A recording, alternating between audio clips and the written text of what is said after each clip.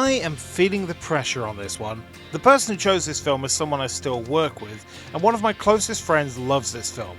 Oh, and of course my wife loves it too. So if I don't like this film, there could be trouble brewing in my personal life. I've never seen Love Actually, which right off the bat is not a great name for a film. Perhaps it'll make sense in context. What I know about this film is the great cast, flashcards, and that it's set at Christmas. The question remains, will I actually love Love Actually? Here's my review. But first let's clarify something. I will be summarising each story within the film. I think it'll be easier to explain it that way. David and Natalie. David is the newly elected Prime Minister meeting his staff, which includes Natalie, who's recently single. The two have chemistry but don't do anything about it. However, when the US President makes a pass at her, David defends her and even calls out America for being a bully in a press conference. David has Natalie redistributed to another department and doesn't see her again until Christmas Eve, when he goes door to door in her street to find her. He tries to profess his feelings, but she and her family are on the way to the big inter-school concert.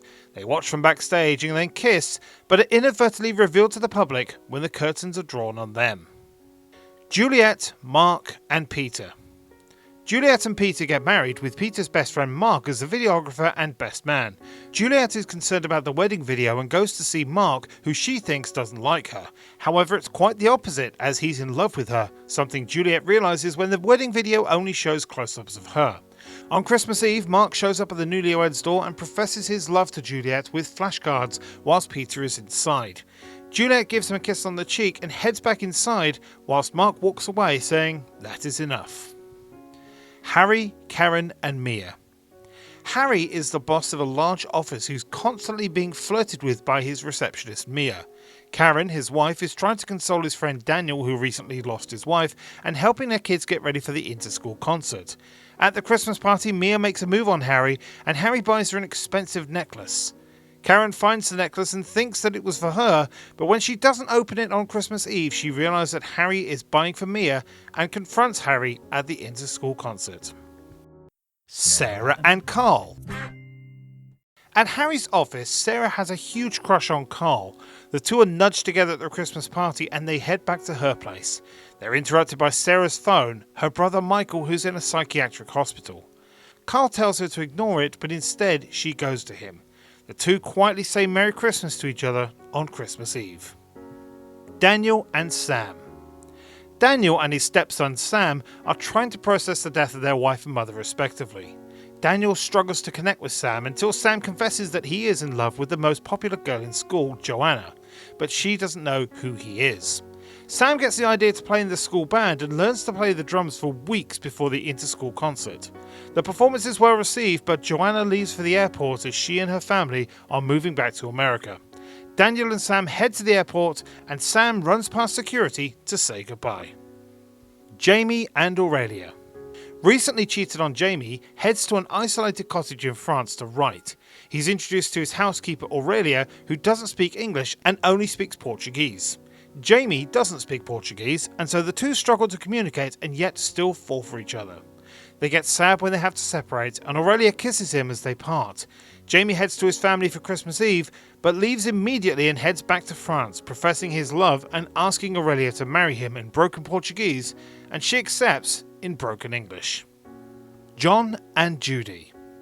John and Judy are stand-in actors in the adult movie industry.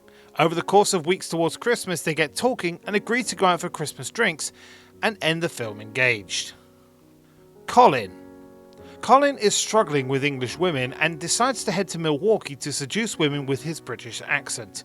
In the first bar he enters, he gets talking to 3 attractive women who take him back to their place, but state that their friend Harriet will love him even more.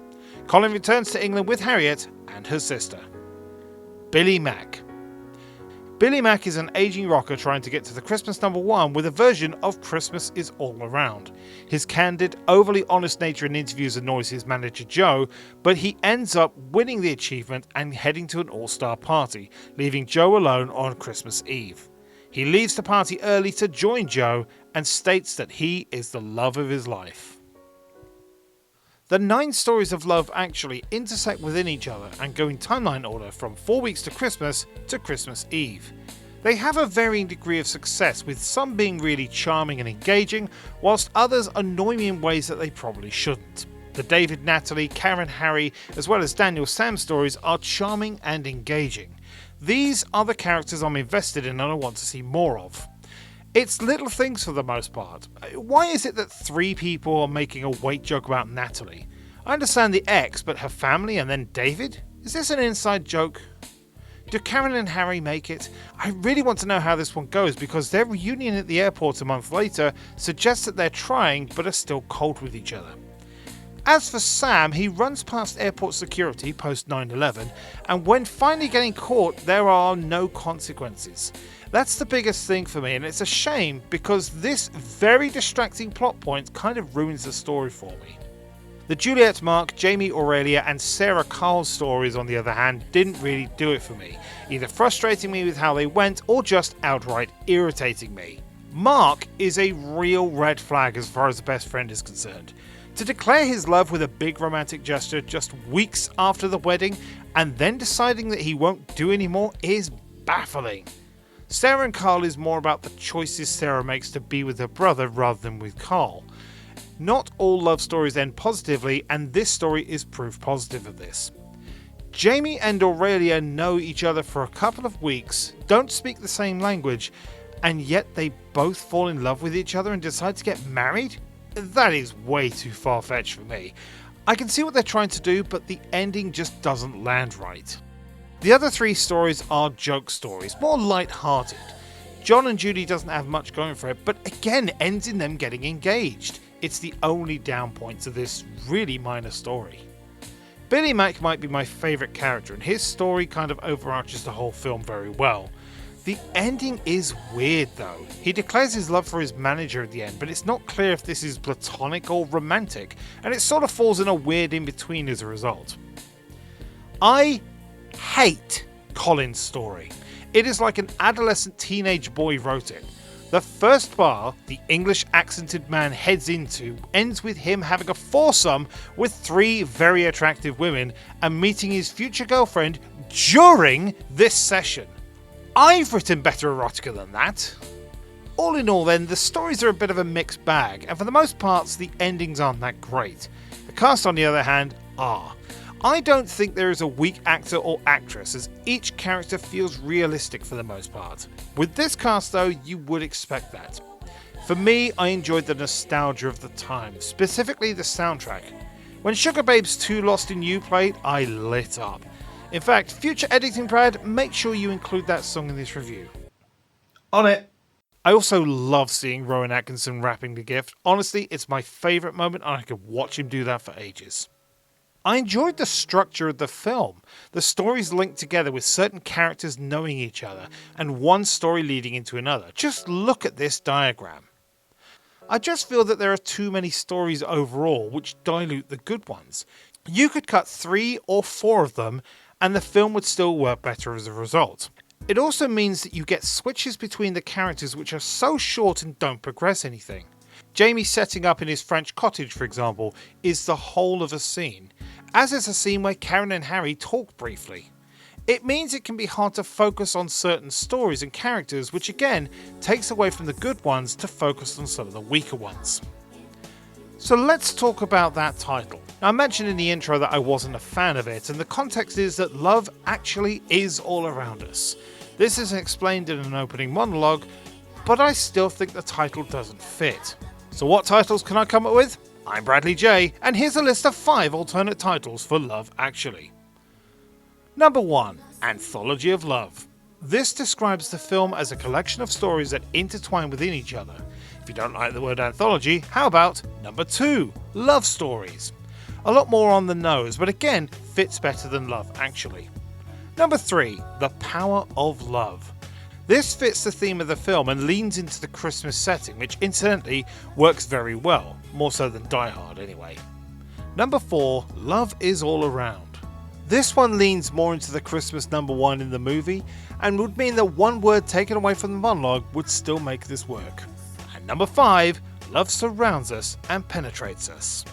Okay, maybe not, but for the 2 people who understood that reference, you're welcome.